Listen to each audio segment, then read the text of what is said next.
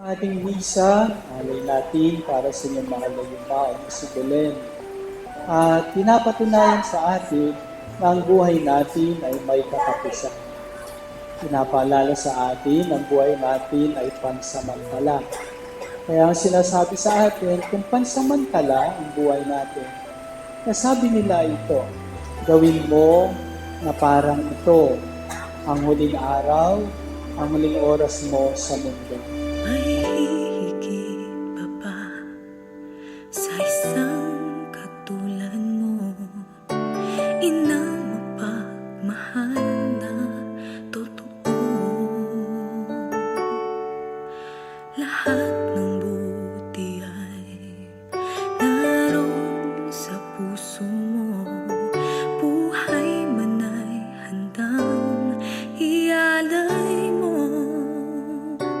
Walang inang matitiis ang isang anak. Ika'y dakila at higit ka sa lahat. Ang awit na ito ay alay ko sa'yo. Ang himig at titig ay pag-ibig sa puso ko. Ika'y nag-iisa, ikaw lang sa mundo. Ang may pusong wagas, ganyan ang tulad mo.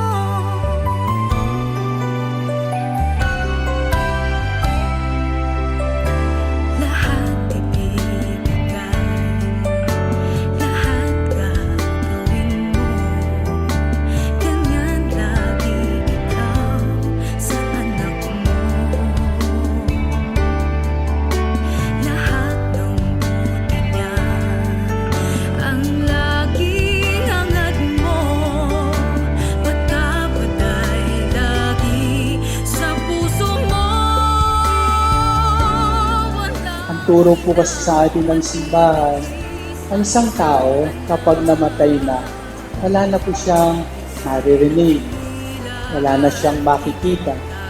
Ano man ang magandang ialay natin sa oras ng kanyang kamatayan, hindi po niya ito makikita, hindi niya po ito mararamdaman. Kaya po sinasabi sa atin, kapag kasama mo ba yung taong iyong minamahal, pakita mo, paramdam mo, sabihin mo yung mga bagay na nais niyang marinig. Lang sa mundo, ang may pusong wagas, ganyan ang tulad mo. Nay, maraming salamat sa lahat sa pagpapalaki niyo sa amin, sa pagmamahal.